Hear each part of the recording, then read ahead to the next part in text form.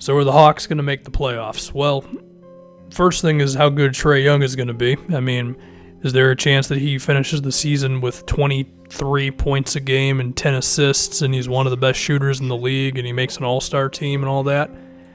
That's probably on the high end of things, but I guess it's inside the realm of possibility, as of course his last whatever games were really good, so maybe he just lights the world on fire. But given that it's still his second season, I don't want to get too carried away with how good Trae Young's going to be right now.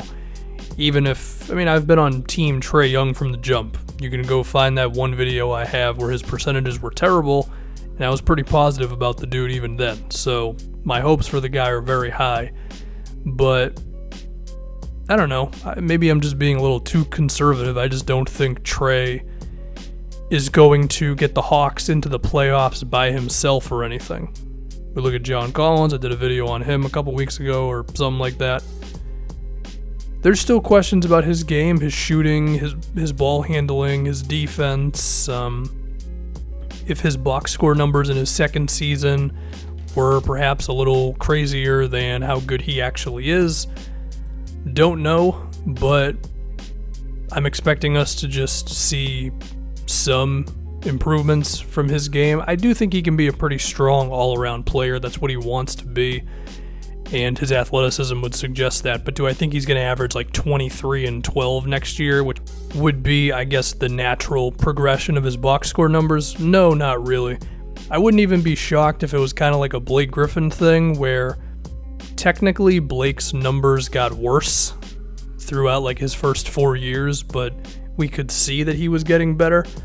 There were other parts to that besides simply Blake Griffin, but I wouldn't be surprised with that happening with John Collins. So, yeah. Whether I think John Collins is the next Blake Griffin, I don't know. But that's the first guy I thought of in the idea of like, maybe the box scores won't go up, but the impact will improve nonetheless. I could picture that with John Collins. And then there's a whole lot of stuff after that.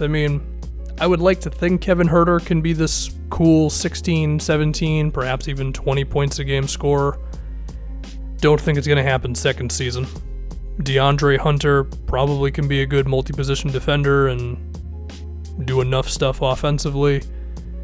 But again, in terms of translating to wins in his rookie season, that's a tough call. There's not many times where rookies really contribute to winning like that. It's happened a few more times the past couple of years, but I just don't think DeAndre Hunter is going to be one of those dudes right now. And a similar thing for Cameron Reddish.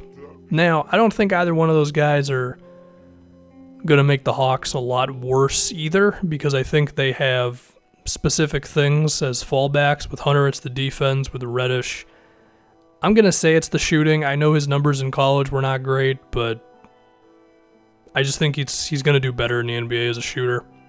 Could be dead wrong on that one, I don't know, but I just find myself optimistic with him. If anything, just because he can have open shots generated for him on this team.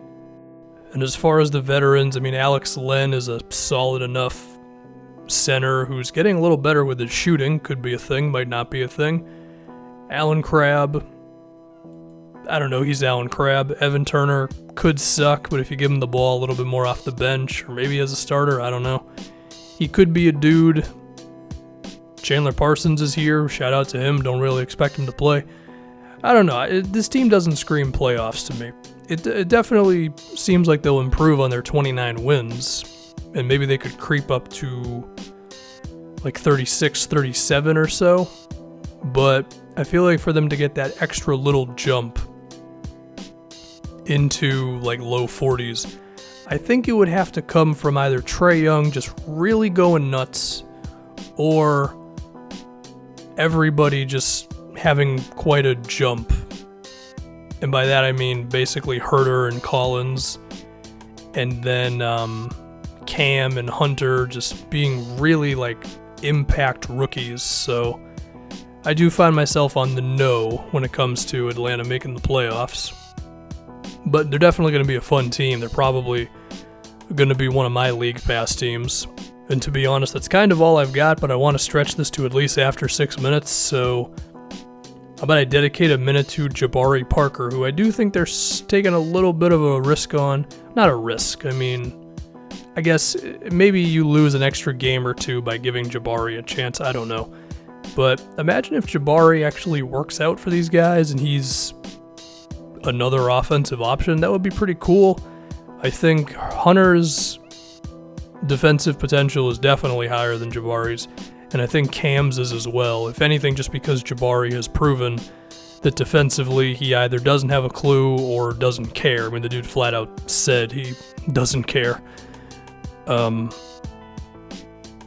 But still, you know, maybe if anything, he can just be good on offense, and perhaps if this team has a real defensive culture, then Jabari could buy into that as well.